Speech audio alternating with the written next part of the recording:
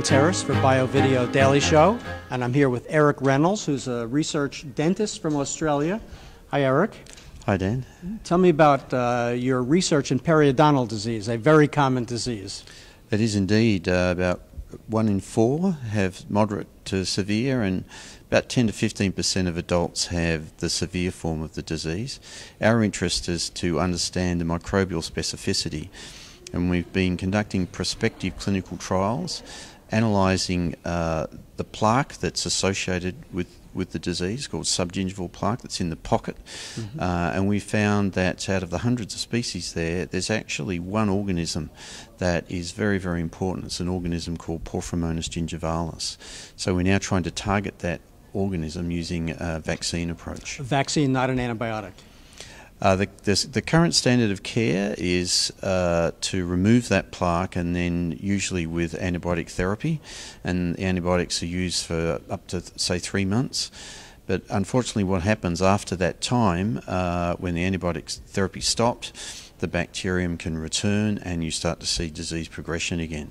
So what we're looking at is using vaccine on top of that standard of care to try and give long-term protection and stabilise the disease long-term. There's a lot of interest in chronic periodontal disease. It causes the C-reactive protein to go up, causes chronic inflammation, heart disease, maybe rheumatoid arthritis, and amyloidosis. So there are a lot of connections with chronic periodontitis. That's correct. If I could pronounce it. That sounded right to me. It's very interesting that chronic inflammatory disease at one side of the body seems to exacerbate chronic inflammatory diseases at other sites. And so there's definitely a link, as you mentioned, with those diseases and chronic periodontitis. But interestingly also, people with severe forms can have daily bacteremia. And that's because the epithelium against the plaque is ulcerated and the bacteria can enter into the bloodstream. And we think this particular organism can also invade cells, and it invades endothelial cells, which can then be a focus for atherosclerotic plaque.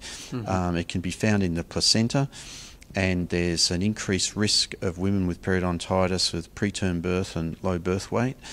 And there's interesting increased risk with oral cancer, and these bacteria can produce carcinogens. So chronic presence of the bacteria can then be associated with the chronic presence with carcinogens and cancer development. So tell me a bit more about the stage of where your research is with this vaccine.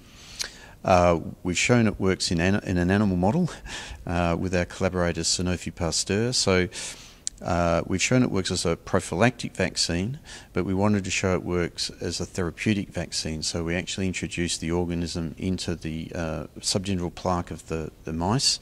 They then developed periodontitis. We then vaccinated them to see if we could switch from an inflammatory response more to a protective antibody response, and it was so successful that Sanofi Pasteur invited me here to present some of the results.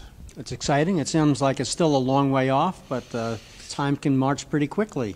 We're hoping that this will be the trigger now to go into phase 1 clinical trials. And there's a general sense, I know vaccine development is very complicated, but there's a sense in general, at least in the medical community, that these are safer than using antibiotics all the time.